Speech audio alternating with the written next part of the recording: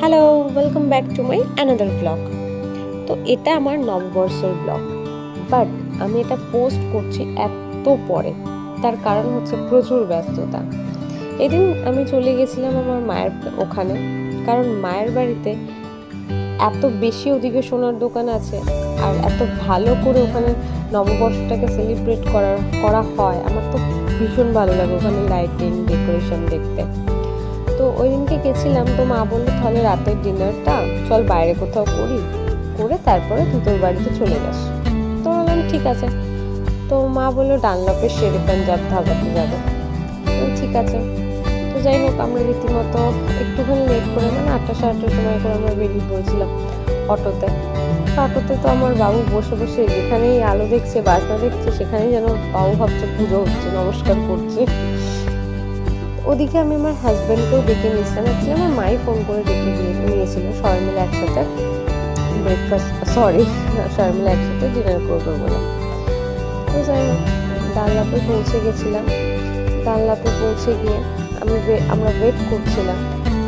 তার আগে একটা কথা বলে দিই, অনেকেই আমাকে জিজ্ঞাসা করছিল যে আমি কি পেড প্রমোশন করি নাকি, রেস্টুরেন্টে যাই খাওয়া দাওয়া করি, পেড প্রমোশন করি নাকি। তো আমি এখনও পর্যন্ত সেই জায়গায় পৌঁছাইনি যেখানে আমি পেড প্রমোশন করব।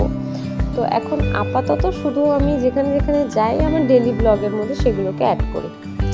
তো যাই হোক, ওখানে গিয়ে হাজব্যান্ডের ওয়েট করছিলাম, ও আসছিল না দেখে আমরা, বাইরে তো প্রচুর গরম, সেজন্য আমরা ভেতরেই ঢুকে গেছিলাম, ভেতরে গিয়েই ওয়েট করছিলাম। তো এখানে আমার বাবুরও একটু ঘুম পেয়ে গেছিলো, কারণ যেহেতু সারাটা সকাল প্রচণ্ড দুষ্টুমি করে। আর এখানে শেরে পাঞ্জাব ধাবাটা নতুন খুলেছিল, অ্যাম্বিয়েন্সটাও খুব ভালো। দেখতে আমার হাজব্যান্ডও চলে এসেছিল, ও এসেই বাবুটার সাথে খেলাধুলা করছিল। আর ওদিকে আমি একটুখানি দেখে নিচ্ছিলাম কি কি আছে না আছে। তো ওখানে একটা স্পেশাল থালি অফার চলছিল, যেখানে অনেক খাবার ছিল, অনেক মানে অনেক। এখানে দেখতে পাচ্ছ তোমরা কি কি সব খাবার আছে।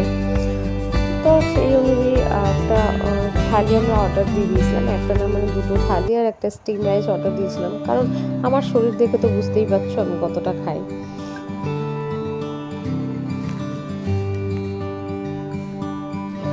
তারপরেই চলে এসেছিলো দেখতে দেখতে আমাদের স্পেশাল থালি, যেটার মধ্যে ছিল বাসন্তী পোলাও, ঝুরঝুরে আলু ভাজা, আর ছিল আমের চাটনি, আলুর দম, মাছের একটা রেসিপি ছিল, মাটন ছিল, এখানে ছিল হলুদ, যেটা ইয়েলো পোলাও বলে ওটা, মিষ্টি, দই, হেনা তেনা অনেক রকমই ছিল। তো যাই হোক, আমরা সবাই ওটাই দেখে, আমি তো আগে দেখে ফটো তুলতে ব্যস্ত, কারণ আজকাল যেখানে যাওয়া সবার আগে হচ্ছে ফটো তোলার ব্যাপারটা খুব ভালো লাগে। যাই হোক, ফটো তুলতেই আমি ব্যস্ত ছিলাম। তারপরে আস্তে আস্তে এগুলোকে, এই যে তোমরা দেখতে পাচ্ছ কত খাবার, আর খুব সুন্দর ছিল খাবারগুলো, সব কটার টেস্টই ভালো ছিল। অনেক সময় হয় যে থালি থাকলে টেস্টগুলো ভালো হয় না, বাট আমার তো বেশ মজা লেগেছিলো। তো ওখানে বাবুকে একটু স্টিম রাইস, যেহেতু আলাদা করে অর্ডার দিয়েছিলাম, বাবুকে স্টিম রাইস একটুখানি মা খাইয়ে দিচ্ছিল। আর ওকে রেস্টুরেন্টের মধ্যে সামনে বসিয়ে রাখা কত যে টাফ, সেটা শুধুমাত্র যারা যায় তারা জানে। একবার কাঁচের গ্লাস নিয়ে টানাটানি করে, একবার কাঁচের প্লেট নিয়ে টানাটানি করে, অতিরিক্ত। যাই হোক, খেয়ে দিয়ে এবার আমরা বাড়ির পথে বেরোবো। সো দেখা হচ্ছে তোমাদের সাথে আমার নেক্সট ব্লগে। Bye, tata.